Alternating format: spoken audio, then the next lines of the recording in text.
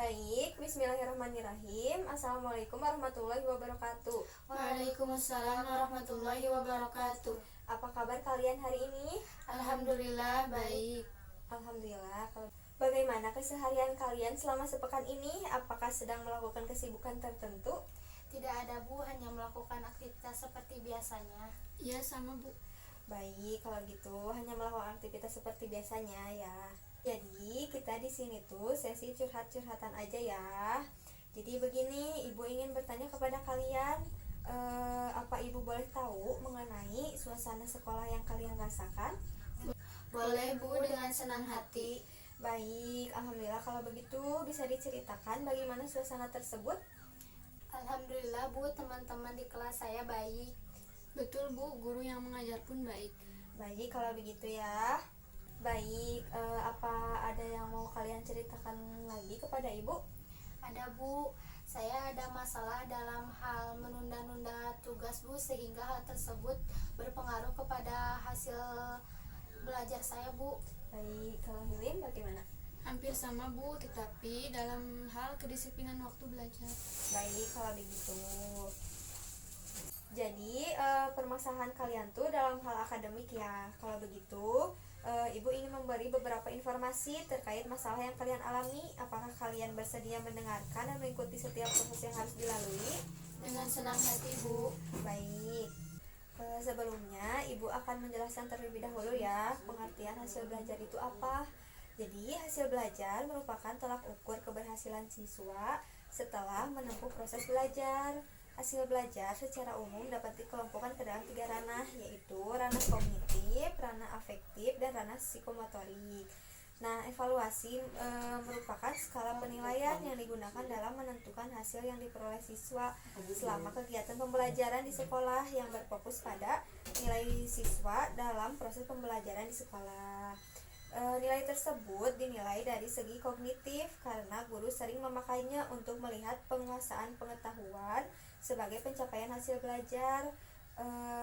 Hasil belajar merupakan bagian terpenting dalam pembelajaran.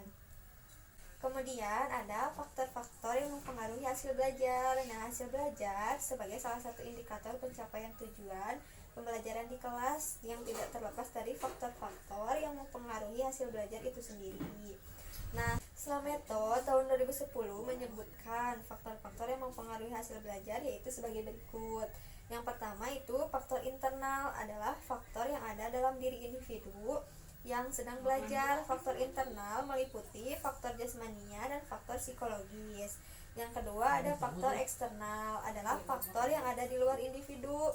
Faktor eksternal meliputi faktor keluarga, sekolah, dan juga faktor masyarakat. Lalu selanjutnya ada faktor-faktor yang mempengaruhi kedisiplinan ya. Jadi menurut Eko Siswoyo dan Rahman, faktor-faktor yang mempengaruhi kedisiplinan antara lain yang pertama ada 2, dari segi sekolah dan juga dari segi keluarga. Kalau dari segi sekolah yaitu tipe kepemimpinan guru atau sekolah yang otoriter yang senantiasa mendiktekan kehendaknya tanpa memperhatikan kedaulatan siswa. Yang kedua, guru yang membiarkan siswa berbuat salah, lebih mementingkan mata pelajaran daripada siswanya. Yang terakhir, lingkungan sekolah seperti hari pertama dan hari akhir sekolah, pergantian pelajaran, pergantian guru, jadwal yang kaku atau jadwal aktivitas sekolah yang kurang cermat, serta suasana yang gaduh. Kalau dari segi keluarga, yaitu lingkungan rumah atau keluarga seperti kurang perhatian, ketidakteraturan, pertengkaran, tekanan, dan sibuk urusannya masing-masing. Lalu lingkungan atau situasi tempat tinggal seperti lingkungan kriminal, lingkungan bising, dan lingkungan yang tidak baik gitu ya. Nah, untuk yang selanjutnya yaitu dalam hal prokrastinasi akademik atau menunda-nunda belajar gitu ya, atau menunda-nunda tugas gitu.